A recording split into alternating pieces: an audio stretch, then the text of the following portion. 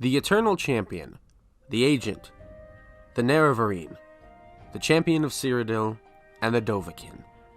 These are the previous protagonists of the Elder Scrolls series.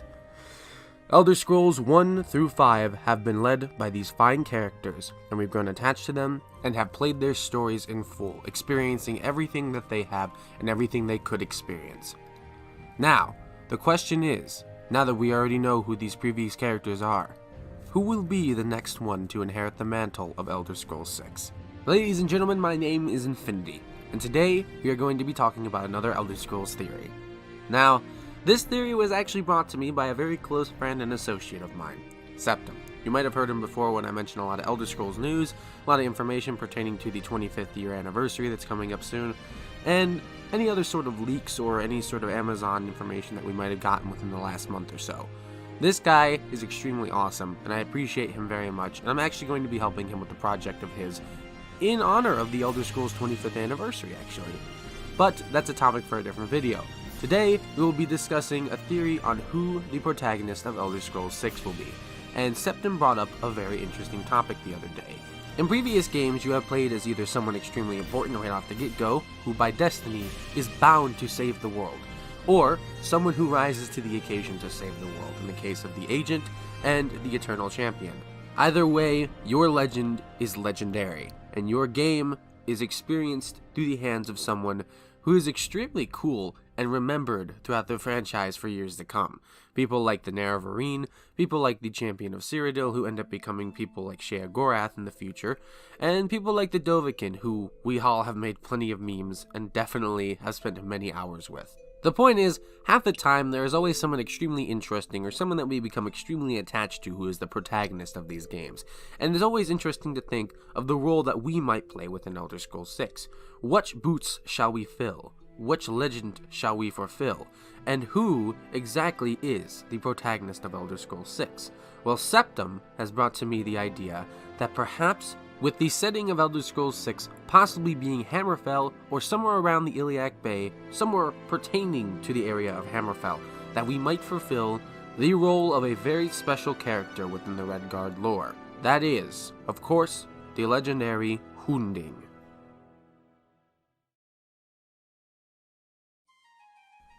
Now again, if you're like me before researching this topic, you have no idea who this HoonDing is.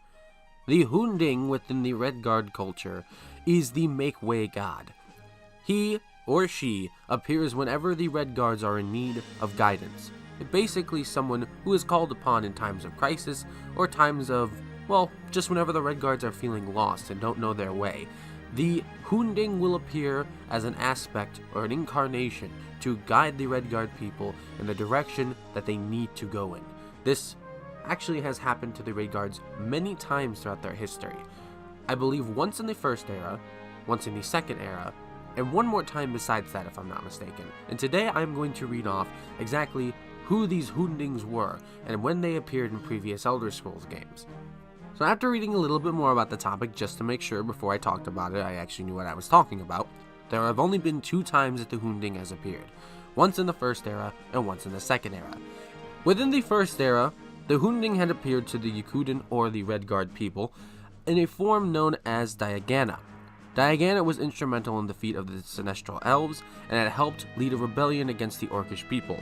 After helping his people in the way he should have, he faded into obscurity in the Dragontail Mountains and became little more than a local power spirit, as some would say. After reading a little closer, he did appear again within the first era and a second time. He was also known as an aspect as Frandar HoonDing.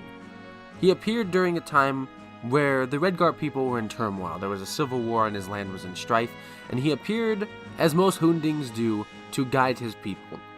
He helped against a person known as Malak, the Horde King, and the enemy god of Ragada, who had led an entire army of goblins against the Redguards in the first era. The HoonDing then appeared to drive out the goblin forces and drove them all the way to the east, away from Hammerfell. Now, if I'm not mistaken, you can come across one of these incarnations within Elder Scrolls Online. Now, how canon Elder Scrolls Online is compared to the rest of the franchise is entirely up in the air depending upon who you talk to in the community. but I'd like to believe that Elder Scrolls Online is pretty canon compared to the rest of the games. Even though it might have some stuff that it gets wrong, it does delve into a lot more topics that are within the lore that people find interesting. But besides ESO, there is a point where another HoonDing had appeared within an Elder Scrolls game, and you might find this extremely interesting, but in the Elder Scrolls Adventures Redguard, you might have been playing as a HoonDing. See, within the second era, there was actually another HoonDing had appeared in the lore.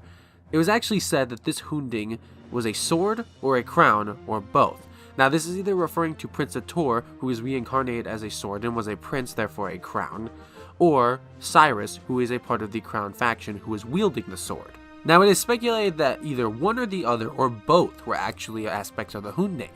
It doesn't really matter too much, as we know at least one of them was, and maybe both of them could have been. But it's cool to think that we could have been playing as a HoonDing the entire time within the Elder Scrolls Adventure Redguard. Cyrus, we can't follow a sword. You failed us. We're through. Is this how you will honor your prince, then? Cautious I've thought you, Basil, but never before a coward. We all have waited for the prince's return. Now that he has returned, you walk away. The form is different, true, but his spirit is here. And isn't his spirit the truest part of him? Did it occur that maybe he chose this shape and symbol as the sign of his intentions?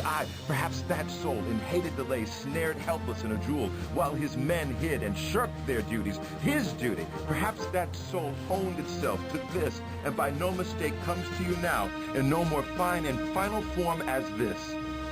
A sword. You say you cannot follow a sword? Well, I say that you have strayed from your own too long. In fact, within Elder Scrolls 6, we might actually see a reference to Cyrus the Redguard, and that would be pretty cool, considering the fact that we could actually be a HoonDing within the Elder Scrolls 6. So yes, the whole idea behind this theory is that you will play as a HoonDing within the Elder Scrolls 6, and now that you have seen the other HoonDings throughout history, you could see that HoonDings can appear for any simple reason. It's actually kind of interesting that we haven't seen another HoonDing pop up since the second era, considering the fact that the Redguards were actually under siege during some time around the beginning of the third era. And honestly, maybe they didn't need the help, maybe they didn't need the guidance, but sometime in the future, specifically sometime around the Elder Scrolls 6, considering that it might be set within the area of Hammerfell, or like I said, it might include the area of the Iliac Bay, we might actually see the need for a HoonDing to arise, and the HoonDing might be us. And think about it this way, the HoonDings don't just bring a resolution to the conflict that's plaguing the land, they also provide knowledge and information. In previous incarnations of the HoonDings, they've actually brought the knowledge of sword singing and other such magics that were actually used by the Redguards for years to come. This might be your Thuum-esque ability within the Elder Scrolls 6. You might be bringing the knowledge of other things. Maybe you can teach your companions or other such people within the world during the story of events and other such abilities that they don't even know about yet. It would be amazing to see that, and maybe in future games that ability or technique could be learned by you as a little Easter egg, or I don't know, that it just seems like it would be very plausible. But yes, considering the time around the Elder Scrolls 6 might be filled with a lot of conflict around Hammerfell, who knows what might happen. You might be the one thing that will prevent humanity or Hammerfell or the Redguards or whatever from falling to whatever conflict, whether that be a plague like I said with Periite, whether that be Jiggalag, whether that be the Aldmeri Dominion and the Thalmor. We don't know what that conflict might be, but you might be the one thing that can stop them, because you are the HoonDing, the aspect of the god that will make the way. Well, ladies and gentlemen, that was my theory on how you might play as the HoonDing within the Elder Scrolls 6. I thought this theory was very plausible, and I was very surprised I hadn't heard anybody mention it before. I know I say I'm always surprised when I hear that people don't mention certain things in a lot of my videos, but that's because I cover topics that people don't normally cover. They are brought to me by a lot of you guys in the community that are extremely intelligent, and a lot of you guys that actually have very creative and interesting ideas. Soon I'm going to be working on a theory that is a little controversial but very cool by a fan of mine named Jonathan Suhai. And he has a very crazy theory about how the Elder Scrolls and Fallout and a lot of other Bethesda properties might be connected in some way, shape, or form, whether it be through Easter eggs or other speculations that the community have come up with. Now, this topic is going to be covered in multiple videos, in multiple parts, but I will be working on it within the next week or so. Do not get all upset. I will be very realistic and down to earth about it. I am not going to say that the Fallout and the Elder Scrolls world are connected because of the Nerd roots in the future or whatever. It's not like that. It's actually a very interesting and well thought out theory that was crafted by a very intelligent individual. Now, I appreciate all of you guys coming to me with theories and ideas as of late. If you guys have any more that you wanted me to cover, let me know down in the comment section. You can also hit me up on my Discord. This is how Septim let me know about this idea. You can also hit me up on Twitter. You can also send me an email with the email that's sent down in the description. Either way, thank you for watching up to this point if you have. I appreciate every single one of you that watches these videos, leaves your feedback and leaves a comment or a like, and even a dislike or any sort of feedback. It's always interesting to see what you guys think. Again, you guys have a nice day, night, wherever you're at, whenever you're at. And I hope you guys continue to come back for more videos to come in the future. This has been Infinity Break, reminding you all to say it with me now. Play well, eat well, and live well, friends. I hope you guys go out there and strive to break infinity.